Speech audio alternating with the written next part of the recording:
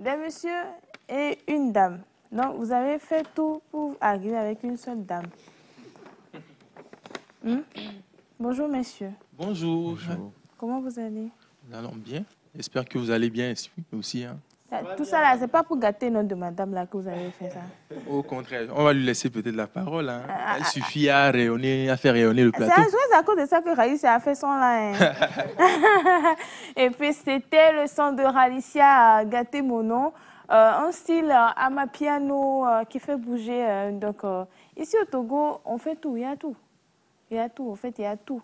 La valeur, il y a la musique. Dans la musique, on va partout. On vole. On vole et puis on va là-bas, quoi. Non, nous, on ne va pas en bas. On va to the sky. C'est comme ça. Donc, quand même, merci encore de nous suivre tout le temps. Nous sommes avec l'association AIEJ. Ils étaient là avec nous la semaine passée et aujourd'hui, ils sont de retour sur un nouveau thème. Et le thème, c'est l'univers artistique togolais face à la censure. L'univers artistique togolais face à la censure. Bonjour, messieurs. Bonjour. Oh, j'ai dit messieurs, elle a pris. Là-bas, mais t'as zaï. Elle est seule, ça nous on va la soutenir. Bien, bonjour, madame. Bonjour. Comment vous allez? Ça va bien, je sais que vous allez bien aussi. De toute façon, Émilie, vous vous présentez, s'il vous plaît? Je suis Enyonam Marie-Claire Avla. Je suis étudiante en parcours licence droit public à l'Université de Lomé. Je suis membre de l'AIEJ pour poste de commissaire aux affaires socioculturelles. Merci beaucoup. Messieurs, je viens à vous. Comment vous allez?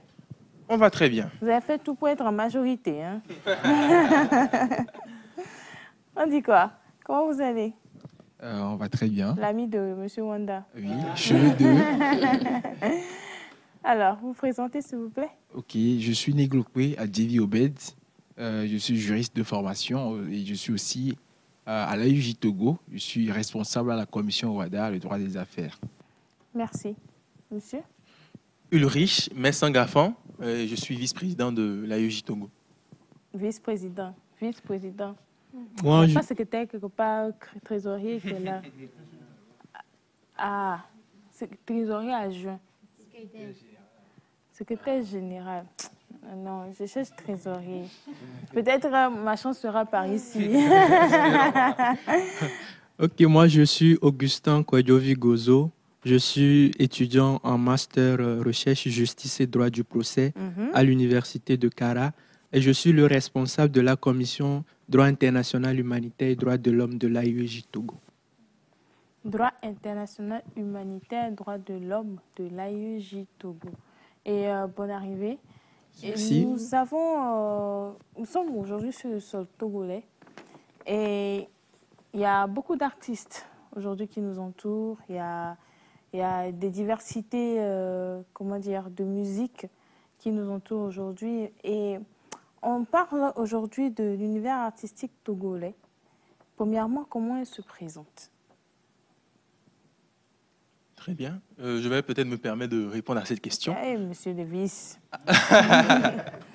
Comment l'univers artistique togolais se présente avec une diversité d'artistes, de styles. Et la question réelle qui va se poser, c'est que lorsque le style heurte, qu'est-ce qu'on fait? Est-ce qu'on a le droit de tout chanter? Au nom de l'art, est-ce qu'on a le droit de tout exprimer? C'est toute la question qui se pose. Oui. Et c'est là que la notion de censure intervient. Aujourd'hui, la censure, on peut tout simplement la définir comme une mesure qui vise à restreindre, contrôler ou interdire donc, la diffusion d'une idée, d'une expression artistique. Donc, la question se pose réellement sur le sol togolais. Lorsqu'on est face à ces artistes qui heurtent de par leurs paroles, est-ce qu'il faut censurer? Mais quand vous parlez d'artistes qui heurtent, vous parlez de quoi concrètement? Parce qu'aujourd'hui, tout le monde chante toutes les chansons qui sortent. Et il y a même des gestes. la différence.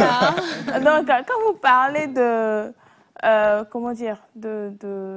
quelque chose qui heurte la sensibilité des Togolais, On va dire parce qu'on est chez nous, on est sur notre territoire. Vous parlez de quoi concrètement? Mais avant, je pense qu'avant même d'aller au fond, parce qu'on est en train d'attaquer le vif du sujet, je pense que parce que la question première était de savoir quel est le paysage artistique togolais. Oui. Parce que tout de suite, vous avez centré sur la musique, et alors que la musique n'est qu'une partie restreinte de l'art. Donc l'univers artistique est vaste. Oui. Il y a la littérature, même la peinture. Parce que l'art, c'est une manière de s'exprimer. Donc l'homme s'exprime de diverses manières, ouais, un peu. Et dans ces diverses manières-là, il n'y a pas que la musique. Ouais, donc même la littérature, quand on parle de censure, même la littérature est concernée. Et au sens large, si on quitte même l'univers artistique, c'est tout mode d'expression. Ouais, même la presse tombe sous le coup de la censure. Donc maintenant, on peut aller au fond pour parler de la censure, parler de ce qui heurte. Et là, on est là, on peut en discuter. Merci, parce que vous êtes censuré. En réalité, quand on parle de censure et de monde artistique, c'est complexe. Parce que vous savez, l'art, c'est tout ce qui sort de l'ordinaire. L'art, c'est tout ce qui s'exprime d'une autre manière. Passion. Et des fois, il faut que l'art, je sais pas, choque avant d'impacter. Donc, d'où ma question, à quel moment la censure vient? Il faut nous éclairer les lanternes. Et bon, il faut relativiser, hein, parce que si vous dites que l'art doit choquer avant, quelle est la finalité de l'art? Non, je ne dis pas que l'art doit que choquer, mais je dis que des fois, parce que nous-mêmes, des fois, quand nous sommes face à certaines œuvres, quand ça fait tic-tac, on se dit, ouais, ça là, c'est vraiment... Parce que l'art, c'est tout ce qui n'est pas ordinaire, en fait. L'art, c'est extraordinaire. Oui, je comprends. Peut-être que vous voulez dire ce qui fait sensation. Parce que quand vous dites ce qui choque, parce que l'art, en réalité, la finalité de l'art, vous voyez, normalement, c'est l'expression du beau ou l'expression de soi-même. Mais dans cette expression-là, parce qu'il y a le principe fondamental de la liberté d'expression qui, elle-même, est encore encadrée, parce que c'est la Constitution qui l'autorise, c'est la même Constitution qui dit que cette liberté-là doit s'exercer dans le cadre légal. Okay. Parce que vous savez, la liberté aujourd'hui, qu'est-ce que c'est? C'est un de ces mots-là qui ont plus de valeur que de sens. C'est tout et rien en réalité. La liberté, c'est l'absence de contrainte. Si on peut aller en philosophie, la liberté, c'est quoi? Mais il faut respecter la liberté de l'autre, donc la sensibilité de l'autre. Donc, c'est vrai, vous êtes artiste, mais il faut vraiment vous exprimer dans le cadre qui est autorisé. C'est un peu là la question de la censure. Bon, Oui, en fait, j'aimerais savoir, est-ce qu'il y a des types d'expressions artistiques qui sont plus... Je suis tenté de dire favorisés par rapport à d'autres. Je vais donner l'exemple d'un peintre, par exemple. Il y a de ces tableaux qui heurtent la sensibilité. Un artiste qui se permet de dessiner ou bien de représenter une figure féminine de façon très, très claire, en fait. Et ça peut heurter la sensibilité, mais on a comme l'impression qu'ils ont une sorte de carte blanche, de passe-droit, et ils sont admirés au contraire. Est-ce qu'il n'y a pas deux poids, deux mesures quelque part? Voilà. Oui. Bon, s'il faut répondre à cette question, moi je dirais que l'expression, il y a différents types d'expressions. Et certaines expressions sont beaucoup plus captivantes, ou du moins ça capte beaucoup plus rapidement. Et comme vous le dites, l'art, souvent, ça a rapport à l'abstrait. Et ça choque beaucoup moins que ce qui est art par parole. C'est en tout cas l'avis que j'ai sur la question. Parlant de peinture, il y a des peintures qui sont réalistes. Oui, au fait, là, il faut voir, par exemple, les peintures, les tableaux, quand vous parlez de tableaux. Et il faut voir aussi la cible, au fait. Parce que quand est-ce que la chose choque, il faut voir la masse, au fait. Parce qu'il y a des tableaux qui sont peints et puis peut-être qui n'ont pas vraiment la moralité qu'il faut. Mais si c'est dans un milieu privé, par exemple, vous voyez, le public est privé. Donc, les gens choisissent parce que la personne aussi, le propriétaire, a fait le choix de ce que lui, il considère comme de l'art. Un peu, ce n'est pas quelque chose qui est exposé, ce n'est pas un panneau publicitaire. Donc, quand on parle de censure, c'est la moralité publique qui est en jeu. Un peu, il y a l'idée de la masse, il y a l'idée des mœurs. Les mœurs, c'est des convictions qu'on a en société par rapport à ce qui est bien ou pas. Un peu. Donc, c'est aussi, il faut voir le degré d'exposition. Parce qu'en réalité, l'art, c'est très subtil, là. Là, c'est très subtil. Bon, moi, j'aimerais poser une question sur les notions de censure. Nous savons qu'il y a des censures sociales, des censures politiques, censure religieuse. Et quand on prend ces différentes formes de censure, comment est-ce que, parce que des fois, ça peut être d'une manière indépendamment, je vais dire, quels sont en fait ce que la loi fait pour pouvoir cadrer les artistes ou bien pouvoir protéger les artistes contre certaines formes de censure. Parce que prenons le cas des censures politiques. Quelqu'un peut exprimer une idée d'une manière, mais étant donné qu'un politique n'a pas aimé, cette personne-là va vraiment peut-être vouloir censurer, d'accord, cette œuvre artistique que cette personne a produite. Donc, j'aimerais savoir comment est-ce que la loi protège ces artistes contre cela. Oui, d'abord, bon, il y a notre collègue. Oui, il ne faut pas laisser d'abord, mon gars sur. je pense que les lois protègent d'abord la liberté d'expression. Et comme mon collègue vient de le dire, c'est une liberté fondamentale. Et le juge ne blague pas avec une liberté fondamentale.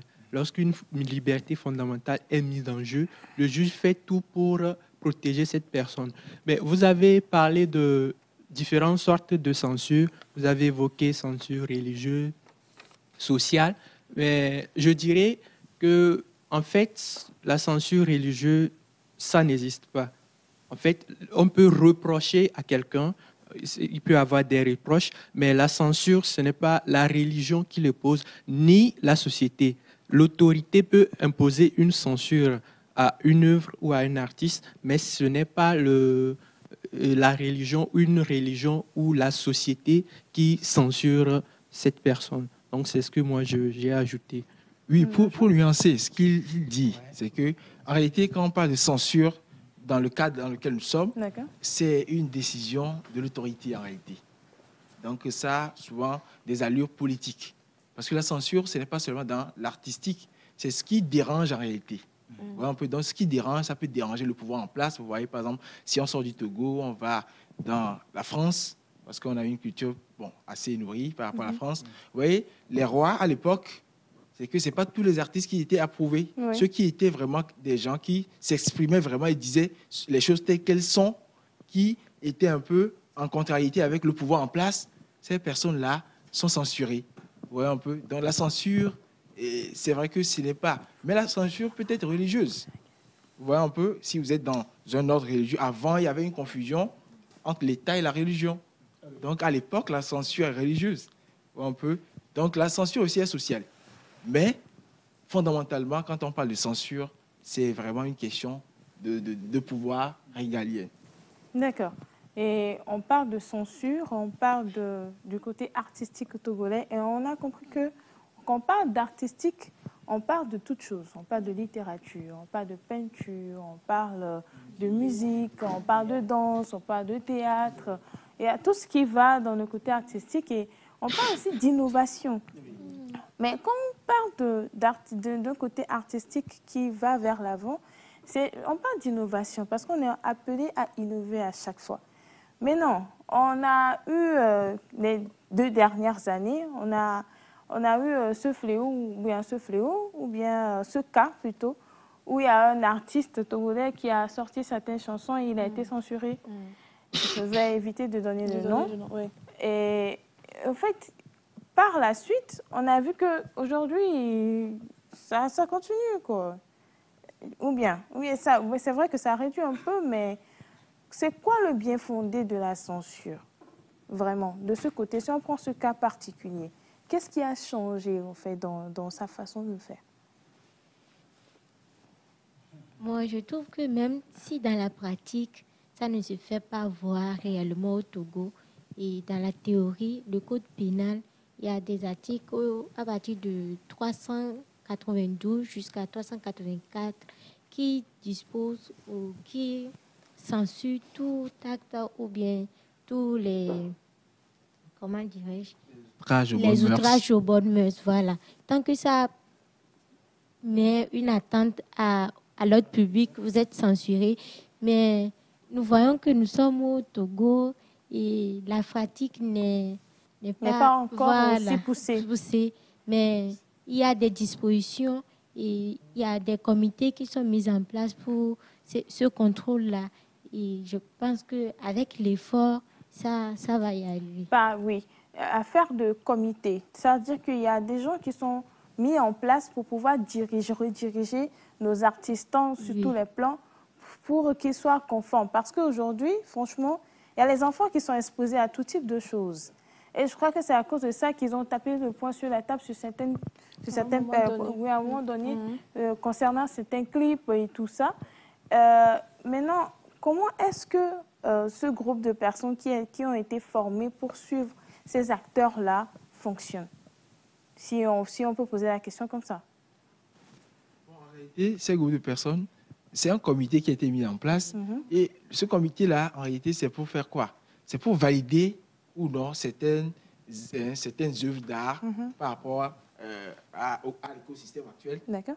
Voire trier parmi les créations qui vont naître après leur mise en place, lesquelles doivent plus être protégées que d'autres. Donc, celles qui doivent rentrer dans l'écosystème, ils choisissent, au fait, le comité choisit. Et là, c'est pour éliminer, c'est pour préserver un peu les mœurs. Voir un peu. Donc, c'est juste pour épargner notre univers des chansons qui ne font pas la louange de la culture africaine ou togolaise. Ce comité doit beaucoup travailler. Oui. Alors, je pense parce que quand on parle de l'art aujourd'hui, moi, je mets aussi dedans tout ce qui se fait aussi sur les réseaux sociaux. Oui. Et au niveau des réseaux sociaux, franchement, le contrôle, j'imagine que c'est difficile et que ça demande assez d'énergie. Mais on remercie quand même ce comité qui fait un travail magnifique parce que les preuves sont là. Les preuves sont là, même si je pense que le résultat totalement escompté n'est pas encore ce que ça doit être. Il y a quand même une diminution. Aujourd'hui, quand tu lances un live sur TikTok, par exemple, tu te dis, si je ne sais pas dire quelque chose ici, après le live, voilà, je serai pris. Donc, félicitations à ce comité. Mais il reste quand même du travail à faire. On encourage le comité. Oui. Ouais. Moi, j'ai une question toujours par rapport à la question de Miss Semefa. Comment est-ce que ce comité fonctionne? C'est-à-dire que, est-ce que c'est une tierce personne qui voit ce qui se passe sur les réseaux ou par rapport à une chanson qui est sortie et qui dit, bon, voilà, ça, c'est pas bon, il faudrait que le comité soit avec moi dessus, qu'on puisse censurer ça, ou il y a des réunions où il y a des sélections qui se font par rapport à ce genre de choses et on se dit, non, ça, c'est pas bon, ça, on garde, ça, c'est pas bon. Bon, il faut être franc. Sur le fonctionnement à l'interne de ce comité, on n'a pas plus d'informations. Mais ce qui est sûr, c'est que ce comité est un comité de surveillance, comme c'est nommé, comité de surveillance, qui a pour but donc d'analyser le milieu culturel togolais et de voir effectivement qu'est-ce qui rentre ou heurte finalement les mœurs, comme on l'a dit, et pouvoir réguler finalement ce milieu-là. Ce comité ne va pas dormir tout le temps que sur le téléphone et les réseaux. Ça, surtout entre 22h et 2h du matin sur TikTok.